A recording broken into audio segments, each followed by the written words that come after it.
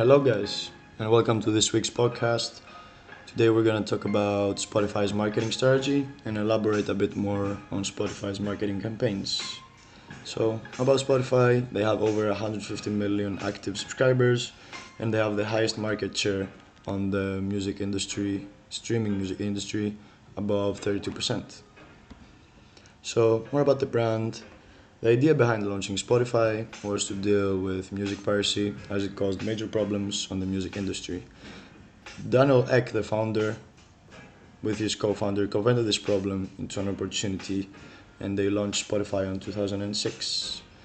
And more about Spotify's marketing strategy. It involves the latest trends of the internet, but they also create new trends to promote itself and take the world by storm. So more about the campaigns. They used unconventional and conventional campaigns. They had social media, billboards, sponsored live events, and influencers, and they managed to incorporate all these campaigns into all three media streams, which are paid, owed, and earned.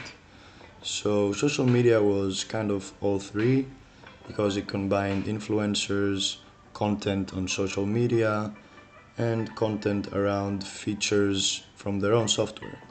So that was a really good and innovative way of interacting with their target audience, as well as was billboards because it was really inspiring and made the audience laugh. And along with sponsored live events, they they partnered with Riot Games, which is one of the heads of the gaming industry. They have a massive game, League of Legends, and they make world tournaments every year, which Spotify streamed. So, more onto the target audience. It has to be the millennials and the Gen Zs. They acquire more than 50% on their user statistics, and especially in the US, about two-thirds of their weekly streams are from millennials and Gen Zs. And generally, as Jeff Rossi, their marketing director, said, Gen Zs stream from all places at all times. They're involved 24/7 and they want to tailor their marketing and their data towards them and engage with them and basically reach this sought after target group. So, more into the objectives. Obviously, they want to get social media attention and attract young consumers, but also diversify from the competition as they did because they tailored their marketing strategy specifically to young individuals and they adjusted the strategy every year, opposing to other companies where they plan their marketing strategy for the future 4 or 5 years, which is not really appropriate for young individuals as the trends typically change a lot. So, social media of Spotify social media are really engaging because, especially on Instagram, they post stuff about artists, albums, all kinds of updates relating the music industry. They have various social media accounts for different geographical locations. For example, Spotify India, where they even have influencers there like Anil Kapoor, famous actor, that engages with a young audience they want to target. And that has been a really good success in the social media part. Also, regarding the personalized marketing that they have, they've created some Instagram trends that took the media in the world by storm. That is the wrapped feature they have on their software, which involves personalized data about a user's time spent on an artist, on an album, or a playlist, and they can post it on Instagram or TikTok or whatever they want. They also have hashtags which people can employ on posts on Instagram. More about billboards.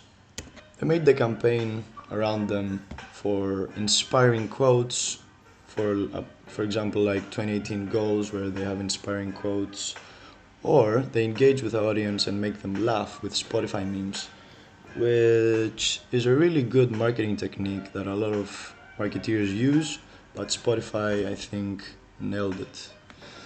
After that, we have sponsored live events. So, as I said, Spotify teamed up with Riot Games and they sponsored the 2020 Esports World Cup, which is a huge event that had millions and millions of people watching it online and thousands attending the in person event. And them partnering with them transformed the gaming industry in transactions in their platform, which was a massive deal. They also made podcasts around it and they had a really good community involvement. In general, the attitude towards internet was unique and innovating, and they had different demographics, as I said about the Instagram accounts, and they really took control of the data that they personalized, and that really digged into their success.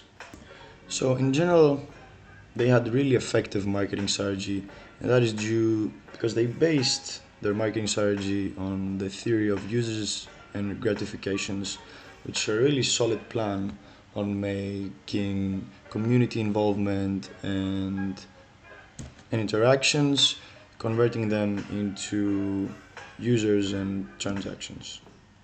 So was the campaign a success or a failure? I think it was a success. They made a lot of conversions.